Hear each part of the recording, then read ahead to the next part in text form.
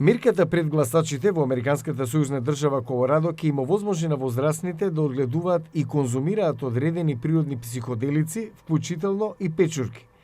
Нивната продажба ќе биде ограничена на лекувачки центри со државна лиценца, каде што обучени едукатори ќе го надгледуваат конзумирањето. Предприемачката и спиритуален тренер Бет Вајнштајн вели дека ограничувањето на продажбата во центрите за лекување во Колорадо дополнително ќе ги разликува природните халуциногени од другите легални опојни средства како што е алкохолот.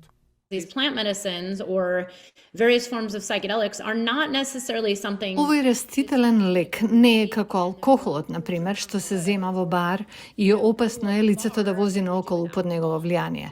Повеќето луѓе, а зборувам и за себе и за многу заедници што ги познавам, всушност се собираат на едно место за да имаат психоделично искуство.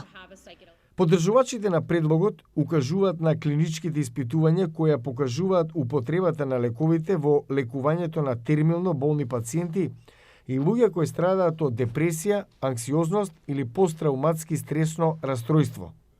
Метју Дафи е коосновач на Друштвото за психоделична реформа и образование. I don't think that people who are seeking. Не мислам дека луѓето кои бараат исцелување и бараат олеснување во нивните животи треба да бидат казнети. На нив им треба поддршка. Дафи вели дека поддршката бара преиспитување на инфраструктурата што го поддржува менталното здравје и алтернативните терапии.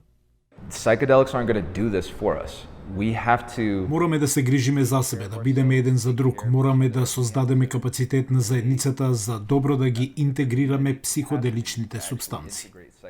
Меѓу противниците на предлогот е и родителската група од Колорадо Blue Raising Together, која вели дека халуциногените субстанции лесно може да стасаат до децата.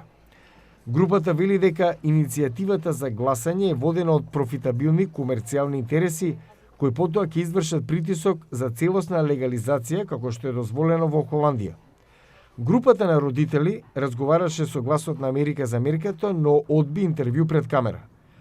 Одделот за правда на САД вели дека внесување на псилоцибин, печурки, може да има негативни физички, психолошки последици, вклучувајќи гадење, повраќање, мускулна слабост, поспаност, губење на координација, панични реакции и психоза, особено ако се конзумира голема доза.